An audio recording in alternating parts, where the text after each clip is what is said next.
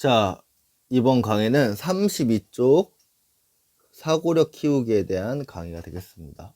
선생님, 저 이번 이거 했는데요? 네, 한 반 있습니다. 그지만 안 한 반도 있어서 선생님이 다시 한번이 아니죠. 선생님이 영상으로 만들었습니다. 혹시 한 반도 이해가 안 되는 학생이 있다면 보세요. 근데 필수는 아닙니다. 자, 그 32쪽 사고력 키우기 문제는 이겁니다. 우주에서 관측되는 수소의 스펙트럼이 선 스펙트럼으로 나타나는 까닭을 에너지 준위와 관련지어 설명해보자. 우주가 아니죠. 에너지 준위와 관련지어 설명해보자. 자, 그럼 이때 선 스펙트럼이라는 것은 이거와 반대되는 개념을 알아야 돼요. 연속 스펙트럼이에요. 연속 스펙트럼. 그러니까 문제에서는 스펙트럼만 나왔는데 사실은 왜 연속 스펙트럼은 아니고 선 스펙트럼으로 나타나느냐 이걸 묻는 거예요. 퀴즈가. 자, 그럼 연속 스펙트럼과 선 스펙트럼이 무엇인지 한번 다시 복습을 해볼게요. 이거는 아마 1단원에서 김미연 선생님하고 같이 수업을 했을 거예요. 자, 연속 스펙트럼은 이런 식으로 모든 빛이 다 나오는 것이 연속 스펙트럼입니다.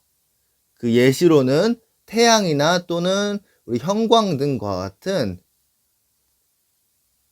백색, 모든 색을 다 포함하고 있는 그런 광원일 때 이런 모든 빛이라는 것은 모든 색의 빛이 나타나는 게 연속 스펙트럼이 되겠습니다. 자, 그러면 선 스펙트럼이라는 것은 특정 색만 나타나는 거.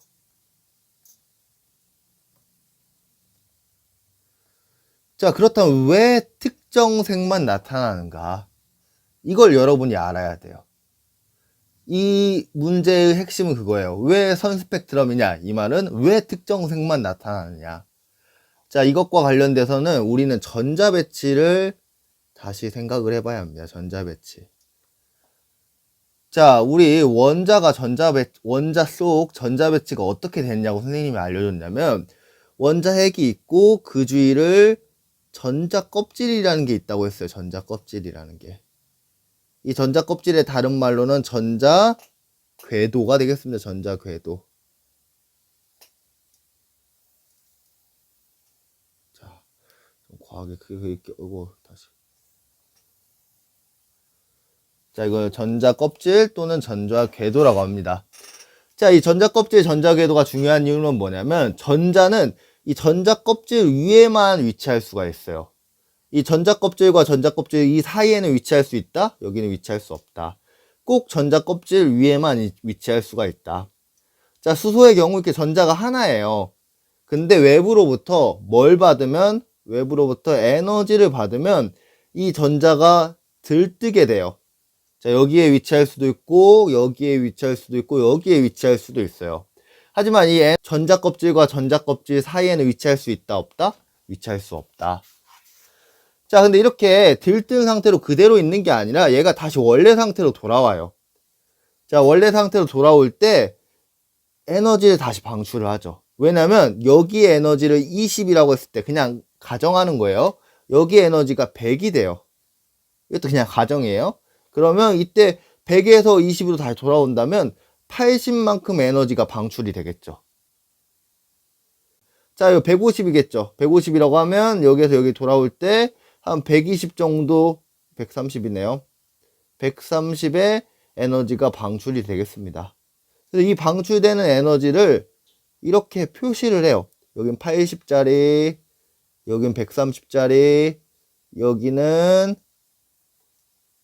뭐 200짜리 이렇게 표시를 합니다. 이게 바로 스펙트럼이에요.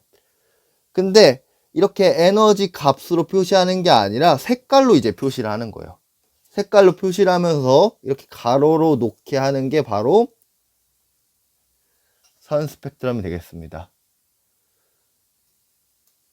만약에 전자가 전자 궤도에만 머무르는 게 아니라 여기에도 위치할 수도 있고 여기에도 위치할 수도 있고 여기도 위치할 수 있다면 에너지를 방출하는 이 값이 모든 값이 다 가능해요. 그래서 그 모든 값을 다 표시를 한다면 빨간색으로 한번 표시를 해볼게요. 좀 두껍게 표시를 한다면 이 80만 있는 게 아니라 낮은 것부터 모든 에너지를 다 이렇게 표시를 할 수 있겠죠. 그러면 이때 모든 값을 다 표시하면 이 스펙트럼은 연속 스펙트럼이 될까요? 선 스펙트럼이 될까요? 그렇죠. 선 스펙트럼이 됩니다. 그래서 만약에 전자 궤도가 없다. 그러면 또 전자 껍질이 없다. 그러면 이때는 스펙트럼이 어떤 스펙트럼이 되겠다? 연속 스펙트럼이 되겠다. 연속 스펙트럼이 되겠다. 오케이? 이거 한번 정리를 해볼게요. 이 선생님이 지금 방금 말했던 걸 정리를 해보면 다음과 같은 말이 되겠습니다. 자, 수소 원자의 에너지 준위는 특정한 값만을 갖는다. 이 말은 무슨 말이냐면 전자 궤도에만 전자가 위치해 있다. 전자 궤도에만. 자, 다시 한번 그릴게요. 전자 궤도가 이렇게 있으면 이 전자 궤도에만 전자가 위치해 있을 수 있다. 이 중간에는 위치할 수가 없다. 이 중간에는 위치할 수 없다. 이 말을 이렇게 표현하는 거예요. 수소 원자의 에너지 준위는 특정한 값을 가진다. 그리고 이 에너지 준위를 우리는 뭐라고 하냐면 불연속적인 에너지 준위라고 한다. 왜냐면 중간에 없으니까. 만약 연속적 에너지 준위라면 여기도 에너지 준위가 있고 여기도 에너지 준위가 있고 여기도 에너지 준위가 있고 여기도 에너지 준위가 있고 여기도 에너지 준위가 있겠죠. 끊김이 없어야죠. 근데 중간에 분명 끊기잖아요. 그렇기 때문에 이것을 우리는 불연속적인 에너지 준위를 갖는다고 한다. 자, 이렇게 불연속적인 에너지 준위를 갖기 때문에 에너지 준위 차이에 해당되는, 자, 에너지 준위 차이에 해당되는 게 이 정도 값이 되겠죠. 또는 이 정도 값이 되겠죠. 그런데 사실 여러분이 이것을 만약에 더 공부한다면 에너지 준위 차이에 해당되는 값은 이 값 말고도 더 세분화되어 있어요.